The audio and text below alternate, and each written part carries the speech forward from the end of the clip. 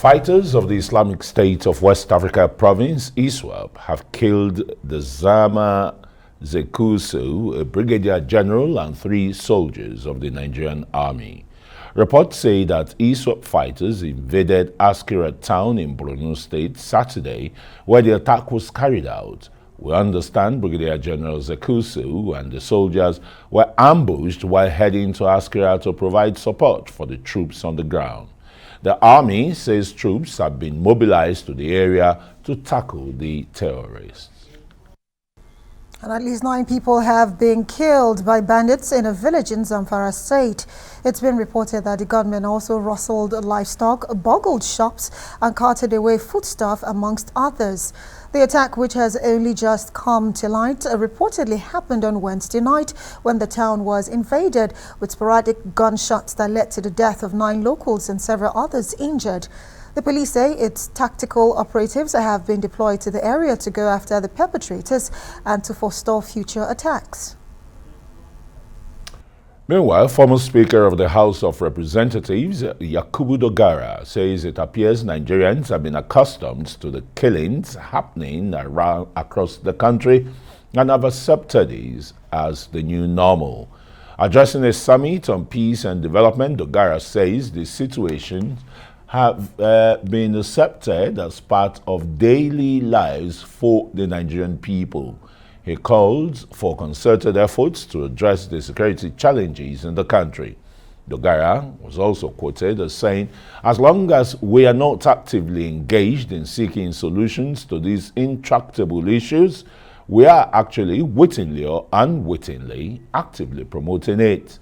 He enjoins the government and leaders to find solutions to these problems, saying there is no hiding place for us anymore because Nigeria is no longer the same.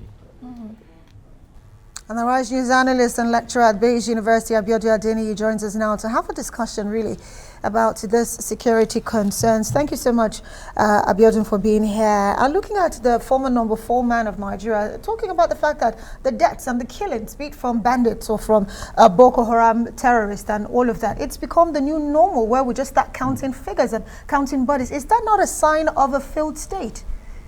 Oh, no, I don't think we're failing yet, even if we're close, but we haven't failed yet. We're still making efforts to resist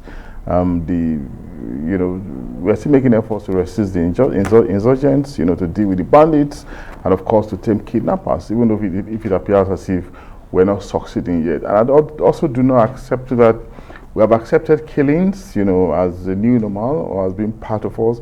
It's just that we are helpless, All we have done as loyal citizens is just to invest our hope in the state, and hoping that the state will respond on our behalf. Are they responding well enough? Well, there's still a lot to be done, but I don't think we're in a hopeless situation yet, because we can see efforts in circles, we can see funds, resources being deployed, we can see troops on the ground, we can see security agencies making concerted efforts. We are being told on an everyday basis, how ammunitions are being procured, and of course, whether or not these ammunitions are being rightly deployed is another question that we'll have to ask. But to say that we are failing or to say that we have accepted killings is out of the way, But what we have to do in this circumstance first is just to continue to boost the morale of our fighting forces, those are the front line, boost the morale, encourage them through ammunitions, through modern weapons, drones, technologies of fighting enemies, not necessarily having, soldiers putting them on arm's way in a situation where the enemies, ISWAP, Boko Haram, etc., are probably better armed than our own fighting forces. Let's not forget that these ones are people, we have made the point severally, they have an innate sense of disbelief, they do not care, but our soldiers care. If they have their way, they want to come back alive, but these other people don't care at all, they are ready to die, that's the slight edge they have over us, but of course, it is not to be aped, it's not to be idolized. What we have to do as a nation is to continue to boost the morale of our people through concrete measures, that will encourage them. And it's like ISWAP have inflicted a very heavy blow on the Nigerian military, the loss of a Brigadier General, Brigadier General Zekusu, and 3 other soldiers. Chibok and Askira Uba is a whistling distance, and you wonder when the ground forces are moving. I mean, in simple warfare, with the acquisition of the tornadoes and the rest, where is the Nigerian Air Force? Why was there no air, bombardment of ISWAP before the ground? The Air Force is supposed to move in first before the ground forces. Yeah, Christian, I understand your concern, but these things can be very, very complicated. Fighting an asymmetric war can be very, very difficult. Very, very unpredictable. Even from the air. Wait now. It's a network of many things. Anybody on the front line, can die.